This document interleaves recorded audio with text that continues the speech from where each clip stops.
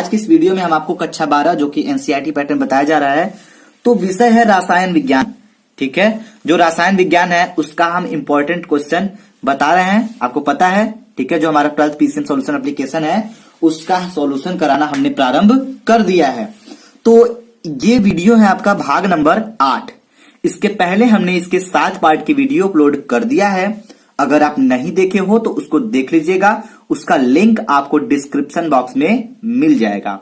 ठीक है, तो देखिए इसके पहले वाले वीडियो में हमने क्वेश्चन नंबर 28 तक क्लियर कर दिया था। तो आज की इस वीडियो में हम आपको क्वेश्चन नंबर 19 से बताना प्रारंभ करेंगे।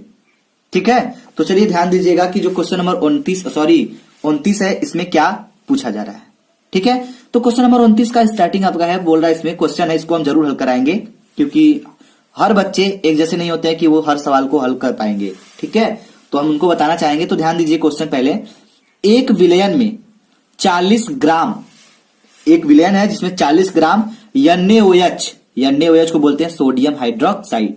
ठीक है, 40 ग्राम NaOH को 500 ml जल में घोला गया है। किसको घोला गया है, किसमें घोला गया है, ये चीज आप एकदम ध्यान रखिएगा।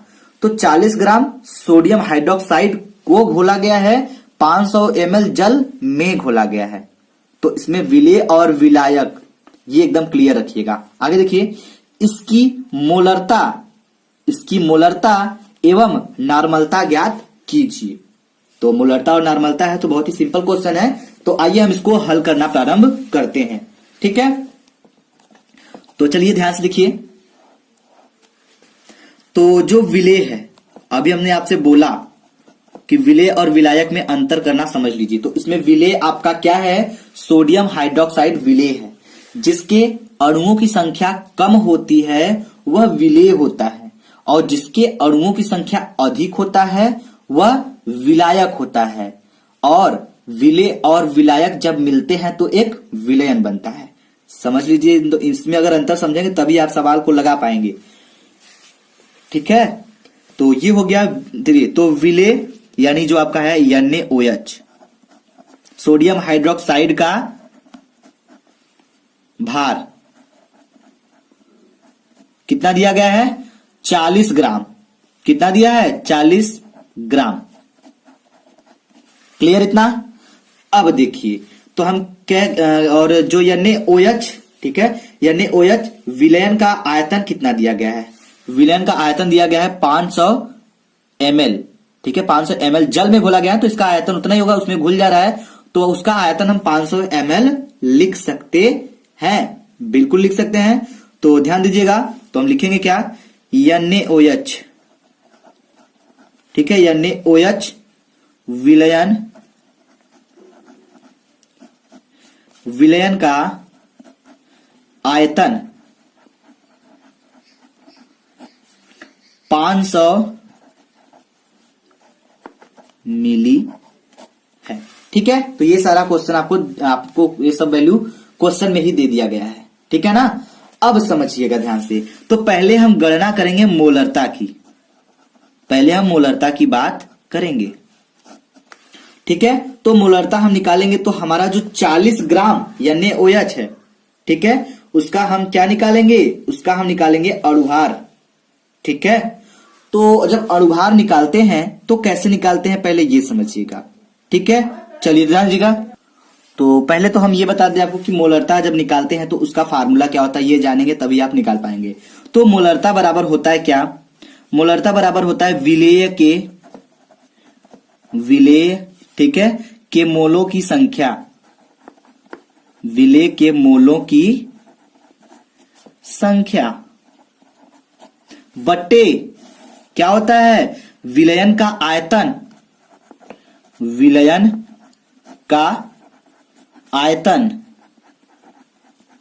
वो भी लीटर में। क्लियर है? तो जो बच्चे इस फार्मूले को नहीं जानते हैं वो फटाक से नोट कर सकते हैं क्योंकि इसी फार्मूले पे हम इस सवाल को लगाएंगे। ठीक है, तो चलिए पहले हम निकालेंगे इस, अब देखिए विलेय के मोलों की संख्या। तो विलेय क्या है आपका, NaOH है, तो NaOH का भार तो पता है।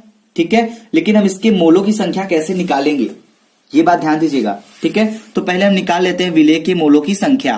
तो ध्यान दीजिए, अगर मोलों की संख्या निकालेंगे, मोलों की संख्या, किसकी संख्या, विलय मतलब क्या है आपका, इसके, ठीक है, इसका ही निकालने जा रहे हैं ना, विलय तो यही है, इसको नहीं दिखा सकते क्योंकि इसको माने हैं, तो विलय आपका मतलब कहने का समझ सकते हैं कि NaOH, सीधा सीधा, ठीक है। तो विलय के मोलों की संख्या होता है फॉर्मूला मात्रा बटे अणुभार, मात्रा बटे अणुभार, इससे क्या होगा, मोलों की संख्या निकल जाएगी आपकी। तो ध्यान दीजिएगा, जो मात्रा दिया गया है वो कितना ग्राम दिया गया है, तो मात्रा आपको क्वेश्चन में दिया गया है कि 40 ग्राम, ये मात्रा दिया है ना, इसका भार कितना है 40 ग्राम, तो ये मात्रा ही हुआ। तो मात्रा बटे अणुभार, तो मात्रा तो आपका 40 फिक्स है, लेकिन अणुभार कहाँ फिक्स है, अणुभार नहीं पता है ना, तो अणुभार आप निकाल सकते हो, अगर आपको नहीं आता है ना तो आप अणुभार निकाल सकते हैं। तो देखिए अणुभार कैसे निकलता है, NaOH, निकालने का तरीका तो हमने आपको बताया ही होगा, ठीक है, तो आप उससे निकालेंगे तो NaOH का जो अणुभार है वो कितना आएगा, 40 आता है, ठीक है। तो 40 आएगा तो हम क्या करेंगे, इसको ध्यान से देखिएगा, तो जो 40 आएगा, जो अणुभार NaOH है उसका अणुभार निकालेंगे तो कितना आएगा, 40 आएगा। तो ध्यान दीजिए, तो इस वैल्यू को हम यहां रखेंगे, 40 हो गया, मात्रा हो गया, ये आपका दिया गया क्वेश्चन में, अणुभार निकालेंगे तो 40 आपका आएगा। तो इसको जब काटेंगे तो हमारा क्या आएगा, 1 आएगा। तो हम कह सकते हैं कि मोलों की संख्या कितना आया, विलय के मोलों की संख्या 1 आ गई, ठीक है। अब विलयन का आयतन लीटर में, ये ध्यान दीजिएगा, विलयन का आयतन लीटर में निकालना है, तो हमको दिया किस में है, मिलीलीटर में दिया है, मतलब ml में दिया है, तो हम लिखेंगे क्या, 1000, ठीक है, 1000 मिली, 1000 मिली विलयन में है, ठीक है, 1000 मिली विलयन में है।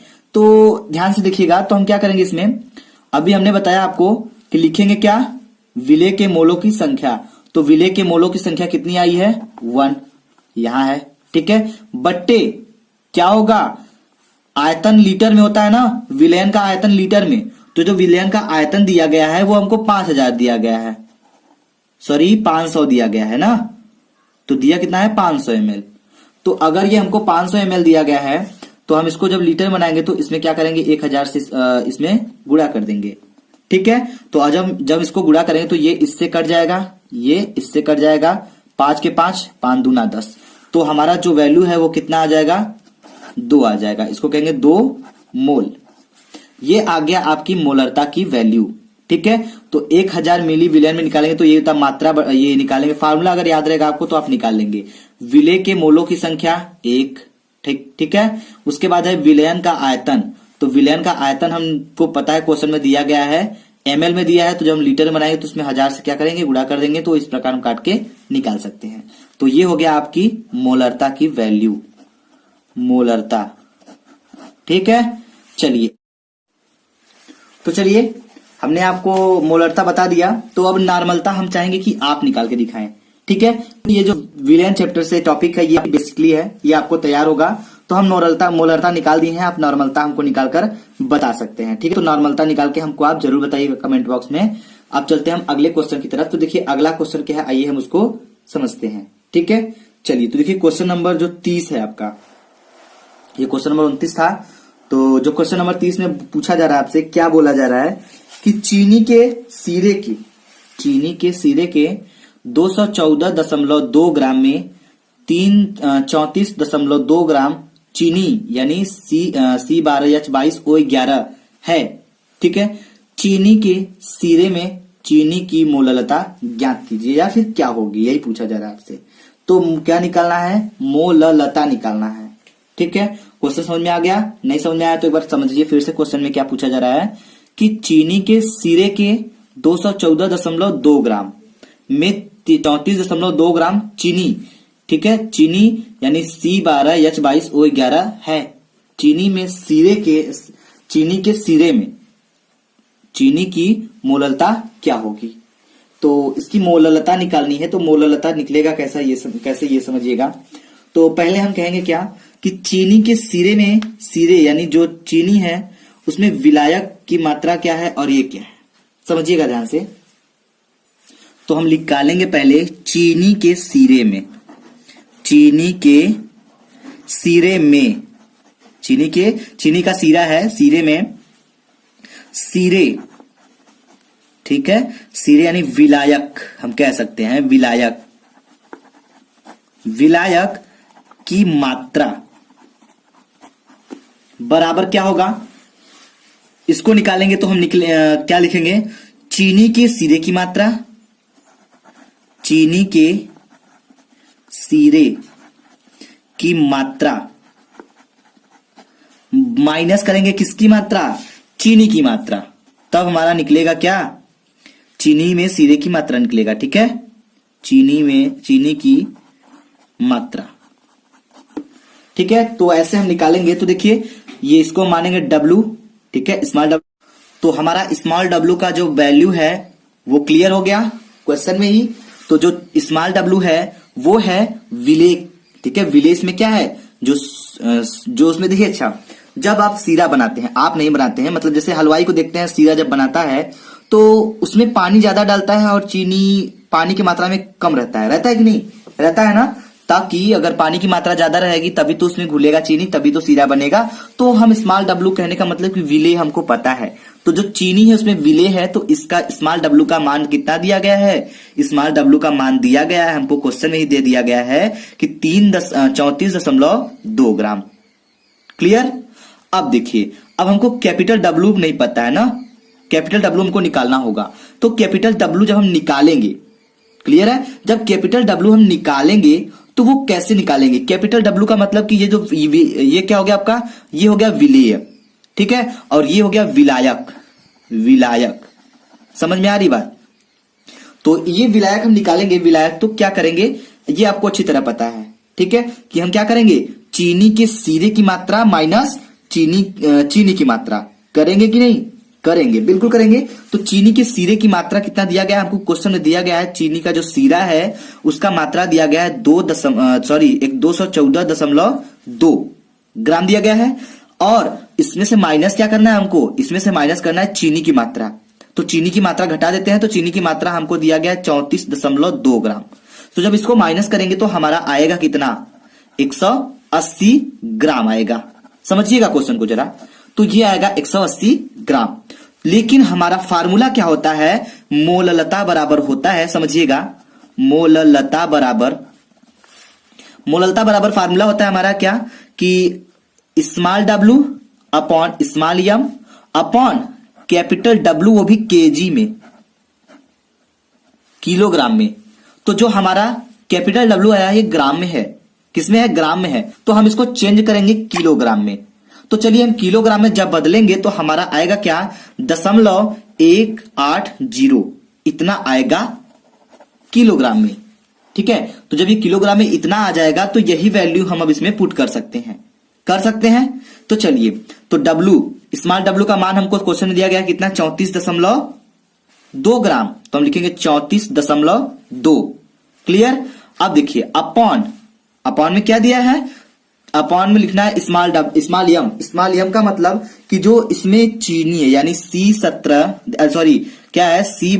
H22O11, इसका जब हम अणुभार निकालेंगे स्मॉल यम, तो ये आएगा आपका कितना, 342 आएगा, कितना आएगा, 342 आएगा। तो ये जो 342 आएगा इसी को हम यहां पे रखेंगे, तो लिखेंगे 342। अब बट्टी क्या हो जाएगा, कैपिटल W का मान हमारा यहाँ पे निकला हुआ है, तो यहाँ पे निकला हुआ है, तो यहाँ पे रख लेंगे, तो यहाँ रखेंगे तो 0.180। अब इसको हम हल करेंगे सिंपली, ठीक है। तो जब सिंपली हल करेंगे तो हमारा आंसर जो आएगा वो आएगा आंसर हमारा 0.55 मोल, ये आ गया हमारा मोललता, ठीक है, जो हमको निकालना था। तो आप यहां से ऐसे इसको निकाल सकते हैं, ठीक है, समझ में आ गया क्वेश्चन। चलिए, तो अब हम चलेंगे नेक्स्ट क्वेश्चन पे। तो देखिए नेक्स्ट क्वेश्चन क्या है, आइए हम उसको समझते हैं, ध्यान समझिएगा। तो अगला जो क्वेश्चन है, क्वेश्चन नंबर 31 में पूछा जा रहा है, कोलराउस का नियम क्या है, इस नियम का एक अनुप्रयोग उदाहरण सहित लिखिए। तो आइए हम कोलराउस का नियम आपको समझाते हैं जरा सा। तो कोलराउस का नियम हम कैसे लिखेंगे, उत्तर देखिए, कोलराउस नियम, कोलराउस द्वारा किसी विद्युत अपघट्य की, ठीक है, किसी विद्युत अपघट्य की अत्यंत तनुता पर मोलर चालकता, किस पर, अत्यंत तनुता पर मोलर चालकता, यानी ये क्या है, ये दिया गया है मोलर चालकता, उसके धनायनों तथा ऋणायनों की अनंत तनुता पर मोलर चालकताओं के बराबर होता है। ठीक है, यह नियम कोलराउस का नियम कहलाता है। तो आइए थोड़ा सा हम समझ लेते हैं कोलराउस के नियम का अनुप्रयोग। ठीक है, तो इसमें बताया जा रहा है कि कोलराउस नियम की सहायता से दुर्बल विद्युत अपघट्यों की अनंत तनुता पर मोलर चालकता ज्ञात की जा सकती है। तो यह हो गया कोलराउस के नियम का अनुप्रयोग। ठीक है, चलिए, तो हमें उम्मीद है कि आपको ये वीडियो बहुत ही समझ में आया होगा। अगर आपको ये वीडियो अच्छा लगे तो वीडियो को लाइक करिएगा, शेयर करिएगा, कमेंट बॉक्स में हमको कमेंट करके जरूर बताइएगा। ठीक है, चलिए, तो वीडियो देखने के लिए धन्यवाद। Thanks for watching.